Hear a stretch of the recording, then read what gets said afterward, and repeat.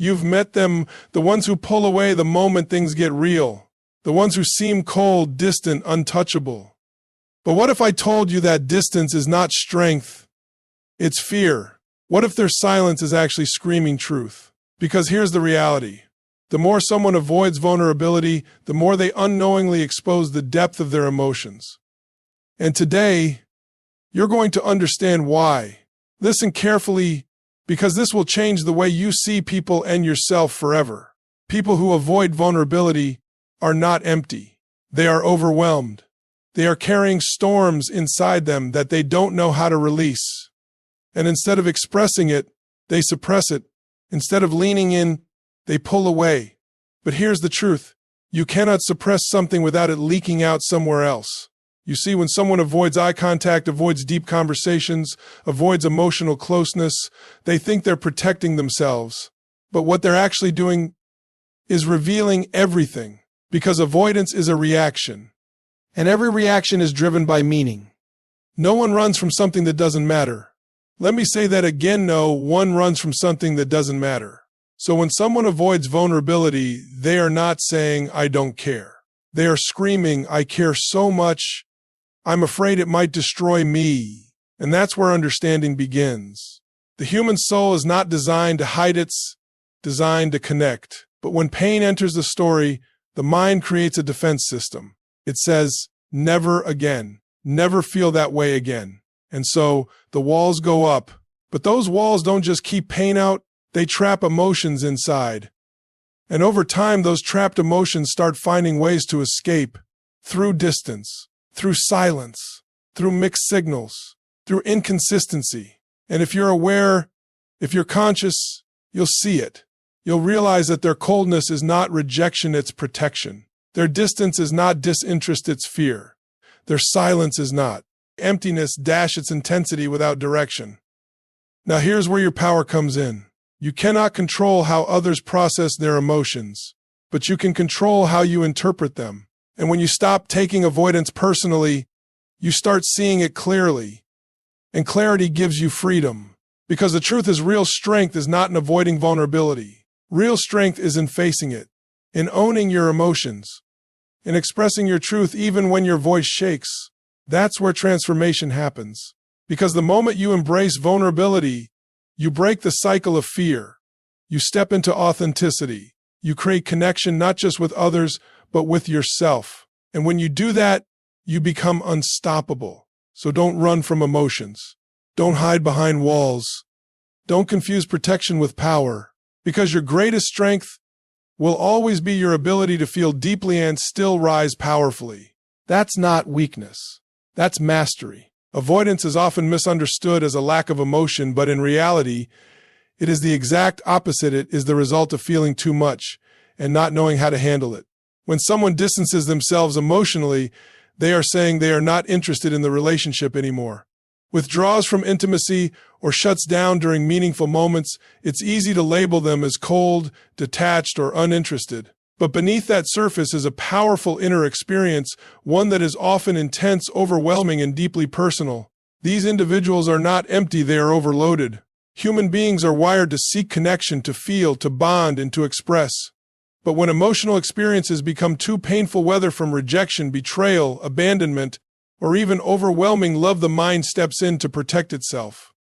It creates a strategy: if I don't go there, I won't get hurt. And so avoidance becomes the shield. It becomes the learned response to anything that feels too emotionally risky. But here's the paradox. The more someone avoids their emotions, the more control those emotions have over them. Because emotions don't disappear. When ignored, they intensify in silence. They sit beneath the surface, building pressure, waiting for release. And instead of being expressed in healthy, direct ways, they start to leak out. Indirectly through distance, hesitation, inconsistency, or even sudden withdrawal. Think about it: if someone truly didn't feel anything, there would be no need to avoid. There would be no tension, no discomfort, no urge to pull away. Avoidance only exists when something matters. It is driven by significance. It is fueled by the fear of loss, the fear of vulnerability, the fear of being seen and possibly being hurt. In many cases, these patterns are not conscious choices. They are deeply ingrained responses shaped by past experiences. A person who has been hurt before may associate vulnerability with pain. Opening up once led to disappointment, so now the mind says, "Never again." And this belief becomes a rule they live by, often without even realizing it. But this rule comes at a cost, because while avoidance may protect them from immediate discomfort, it also blocks the very experiences they crave: love, connection, understanding, and emotional freedom. It keeps them in a cycle where they feel deeply but express very little, where they long for closeness but resist it at the same time. And this inner conflict creates confusion not just for others, but within themselves. They may not even fully understand why they pull away. One moment they feel connected, open, and engaged, and the next they feel the urge to retreat. It's not because the feeling disappeared, it's because it became too intense to manage. So, instead of moving toward it, they move away from it. This is why interpreting avoidance as indifference is a mistake. It leads to misunderstandings, miscommunication, and missed opportunities for deeper awareness. When you begin to recognize that avoidance is rooted in emotional overwhelm rather than emotional absence, your entire perspective shifts. You start to see behavior not as a rejection but as a signal, not as a lack of care but as a lack of emotional safety, and that distinction changes everything. Emotional walls are not built overnight, and they are never built without reason. Every barrier a person creates around their heart has a history behind each moment, or a series of moments where openness led to pain.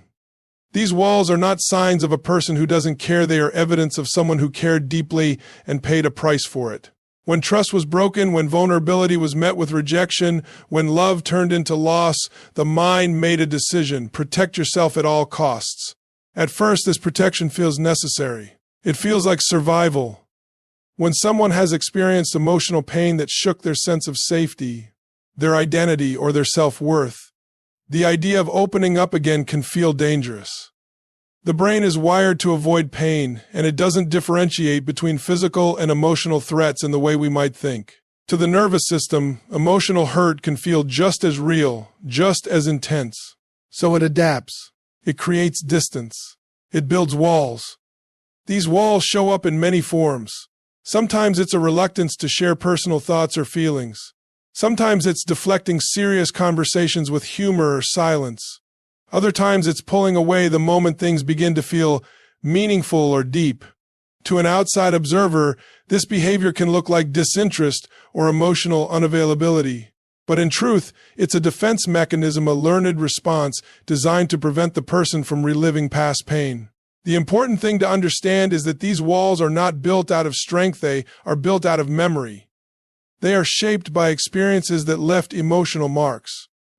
A person who has never been hurt in a particular way has no reason to guard against it. But someone who has been hurt deeply will naturally become more cautious, more selective, and sometimes more closed off. And here's where the contradiction lies. The very walls meant to protect also begin to isolate. They keep pain out, but they also keep connection out. They prevent hurt, but they also prevent healing. Because healing doesn't happen in isolation, it happens through safe, genuine connection. It happens when someone feels seen, understood, and accepted without judgment. But for someone who has built strong emotional defenses, letting those walls down feels like stepping into the unknown. It requires trust. And trust is exactly what was damaged in the past. So even when they meet someone kind, patient, or genuine, there is still hesitation. Not because they don't want connection, but because a part of them is still trying to avoid risk. This creates an internal struggle. On one side, there is the desire to connect, to be close, to experience love and understanding. On the other side, there is fear of being hurt again, fear of repeating the same painful patterns, fear of losing control. And when that fear becomes stronger than the desire, the walls remain in place. It's also important to recognize that many people are not fully aware of why they behave this way. These patterns often operate beneath conscious awareness. A person may simply feel uncomfortable in certain situations without fully understanding the deeper cause. They may label themselves as independent or not emotional, without realizing that their behavior is actually rooted in past experiences that taught them to suppress or guard their feelings. Understanding this shifts the narrative. Instead of seeing someone as distant or uncaring, you begin to see the impact of what they've been through. You start to recognize that emotional walls are not a rejection of others, they are a reflection of unresolved pain. And when you see it that way, it becomes clear that what looks like coldness on the outside is often protection on the inside. The stronger the resistance to vulnerability, the deeper the hidden attachment.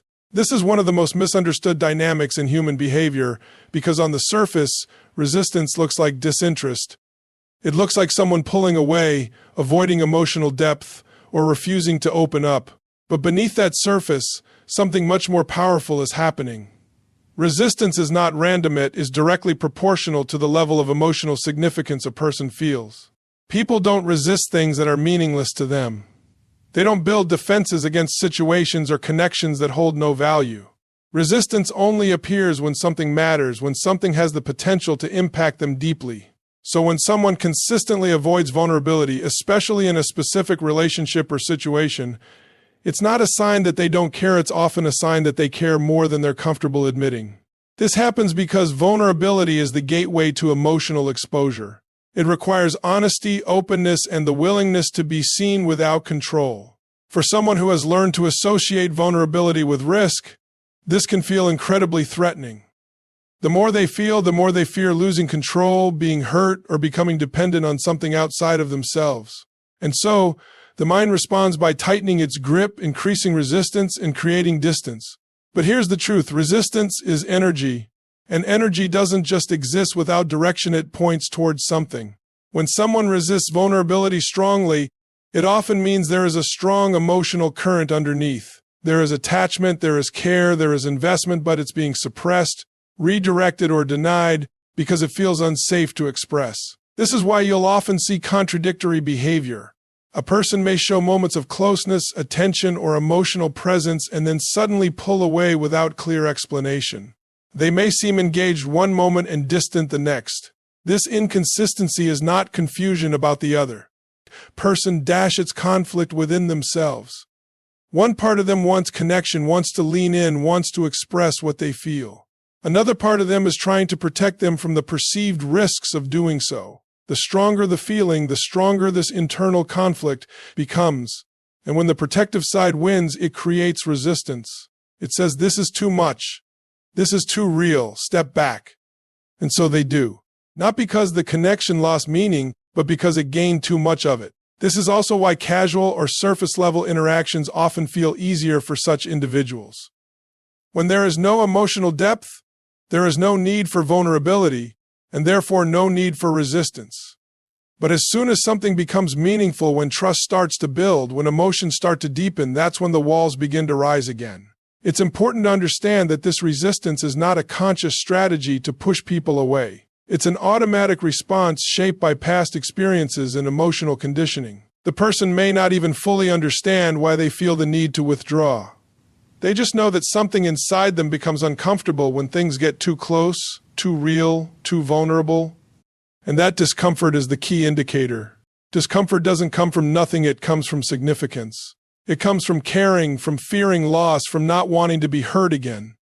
So instead of expressing that care directly, they express it through avoidance, through hesitation, through emotional distance. When you begin to see resistance in this light, it changes your interpretation completely.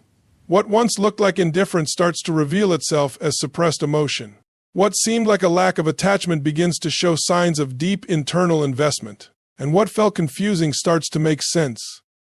Because in reality, the stronger the resistance, the more powerful the feeling behind it.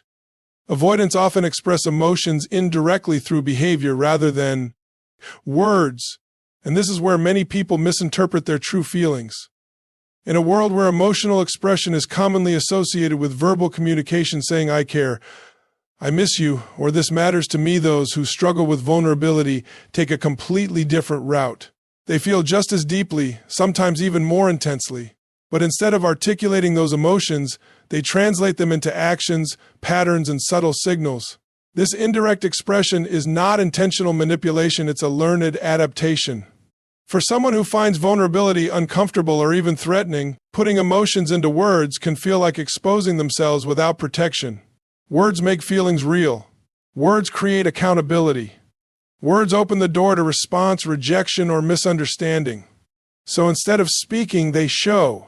But the challenge is their way of showing is often quiet, inconsistent, or easily overlooked. For example, an avoidant individual may not openly say they care, but they might consistently check in on you in small ways.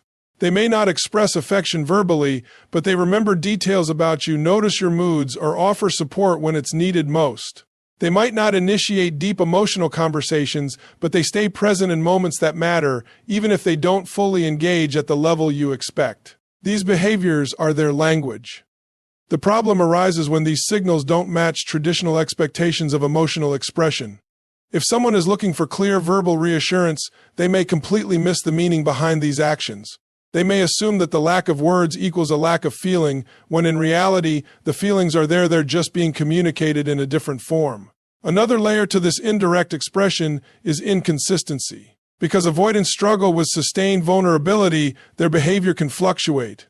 There may be moments when they come closer, show care, invest time or energy, and then moments when they pull back, become distant, or seem disconnected. This inconsistency is not a reflection of changing feelings, it's a reflection of internal regulation. When their emotions feel manageable, they express them through behavior. When those emotions become overwhelming, they retreat to regain control. So the expression doesn't disappear, it pauses, it shifts, it hides. This creates confusion for others because the message becomes mixed. One moment the behavior suggests interest, care, or attachment. The next moment the distance suggests the opposite. But if you look beneath the surface, both behaviors are connected to the same emotional source. The approach is driven by feeling, the withdrawal is driven by fear of that same feeling becoming too intense. It's also important to recognize that avoidants may not always be fully aware of how they are expressing their emotions. These patterns are often automatic. They may not consciously think, "I'll show I care by doing this," instead of saying it. It simply happens that way because it feels safer. Action provides a level of control that words do not. Words can be questioned, challenged, or rejected. But actions, especially subtle ones, allow them to express without fully exposing themselves. Understanding this shifts the way you interpret their behavior. Instead of focusing only on what is being said, you begin to observe what is being done. You start to notice patterns, consistency in small actions, and the effort behind behaviors that might otherwise seem insignificant. Because for someone who fears vulnerability, even small expressions of emotion require courage. Even subtle actions can carry deep meaning. And when you learn to read those actions, you begin to see that what is unspoken is often just as powerful, if not more, than what is said. Fear of rejection is one of the most powerful emotional forces shaping human behavior, and for avoidants, it sits quietly at the center of their actions. It doesn't always show up as obvious fear. It rarely announces itself directly. Instead, it disguises itself as independence, emotional distance, or a need for space. But underneath all of that is a simple, deeply human concern. What if I'm not accepted? What if I open up and it's not enough? Or worse, it's too much. This fear doesn't come from nowhere. It is built through experience, moments where vulnerability was met with criticism, dismissal, betrayal, or abandonment. Each of those moments leaves an imprint, teaching the mind that emotional exposure can lead to pain. And over time, the mind adapts. It creates a system designed to prevent that pain from happening again. That system is self-protection. Self-protection doesn't always look dramatic. It often appears in subtle, everyday behaviors. It's the hesitation before sending a message. It's holding back thoughts that feel too personal. It's avoiding conversations that might lead to emotional depth. It's keeping things casual even when feelings are growing stronger. These are not signs of someone who doesn't feel, they are signs of someone who is carefully managing how much they allow themselves to feel and express. Because in their mind, the less they reveal, the less they risk. Rejection to an avoidant is not just a moment of discomfort, it can feel like a confirmation of their deepest fears. It can reinforce beliefs like "I'm not enough," "I'll be hurt if I get close," or "people leave when things get real." So rather than facing that possibility head-on, they try to stay one step ahead of it. They create distance before rejection has a chance to occur. They withdraw before they can be pushed away. This is where the misunderstanding happens. From the outside, this behavior can look like disinterest or lack of commitment. It can seem like they are not willing to invest, not willing to show up fully, or not capable of forming deep connections. But in reality, they are constantly calculating emotional risk. Every interaction, every moment of closeness is being measured against the possibility of being hurt. And when that perceived risk becomes too high, self-protection takes over. It says, step back, don't go further. This could end badly. So they pull away in it because they don't care, but because they care enough to fear the outcome. This creates a cycle that is difficult to break. The more they protect themselves, the less they allow others to truly know them. And the less they are known, the harder it becomes to experience genuine acceptance. This lack of full connection can then reinforce the belief that emotional closeness is unsafe or unattainable, which strengthens the original fear. At the same time, there is often a quiet desire underneath all of this, a desire to be understood, to be accepted without judgment, to be close to someone without the fear of being rejected. But that desire is often suppressed because it feels too risky to pursue. So instead of moving toward that desire, they move around it. They keep relationships at a level where they feel manageable. They reveal parts of themselves, but not the whole. They stay present, but not fully exposed. Understanding this changes the narrative completely. What looks like avoidance is actually protection. What seems like emotional distance is actually emotional caution. And what feels like rejection from them is often their way of trying to avoid being rejected first. Because at the core of it all, the fear isn't about connection, it's about the pain they believe might follow it. True power does not come from hiding emotions, it comes from mastering them and expressing them with clarity, intention, and control. There is a common misconception that strength means being unaffected, distant, or emotionally untouchable. Many people believe that by suppressing feelings, by avoiding vulnerability, they are protecting their power. But in reality, suppression is not control, it is avoidance. And anything you avoid does not disappear, it simply operates beneath the surface, influencing your behavior without your awareness. When emotions are not acknowledged or expressed, they don't lose their intensity, they build it. They begin to shape reactions, decisions, and patterns in ways that feel automatic. A person may think they are in control because they are not openly expressing what they feel. But if those feelings are dictating their actions, causing them to withdraw, to shut down, to create distance, then control is an illusion. They are not leading their emotions are leading them from behind the scenes. Mastery is different. Mastery means you can feel deeply without being overwhelmed. It means you can experience emotion without losing your sense of self. It means you are aware of what you feel, why you feel it, and how to express it in a way that aligns with your values rather than your fears. This level of emotional awareness requires courage. It requires a willingness to face what is uncomfortable instead of running from it. Because when you allow yourself to fully feel an emotion, whether it's fear, sadness, love, or uncertainty, you begin to understand it. And when you understand it, you gain the ability to choose your response instead of reacting automatically. Expression is a key part of this process. Not uncontrolled expression where emotions spill out without direction, but intentional expression where you communicate honestly and clearly. This doesn't mean sharing everything with everyone, it means being authentic in the moments that matter. It means saying what is real for you, even if it feels unfamiliar or vulnerable. For someone who has relied on avoidance, this can feel like a complete shift in identity. They may have spent years believing that staying guarded is what keeps them safe. But over time, they begin to see that those walls don't just block pain, they block growth, connection, and the ability to experience life fully. Because real connection requires presence. It requires openness. It requires the willingness to be seen as you are, not just as you appear. And this is where true power reveals itself. Power is not the absence of emotion, it is the ability to stand in the presence of emotion without being controlled by it. It is the ability to say, I feel this, and I'm not running from it.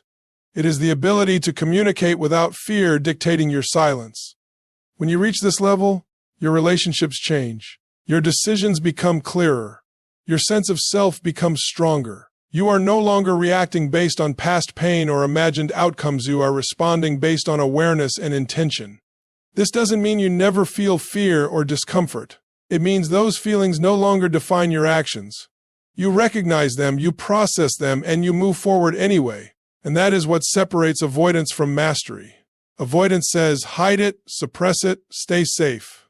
Mastery says, face it, understand it, express it, and grow. One keeps you confined within your own limits. The other expands your capacity to experience life at a deeper, more meaningful level. Thank you for being here and investing in your growth. Or journey toward awareness and strength truly matters. Stay powerful, stay conscious, and goodbye for now until the next level of your transformation.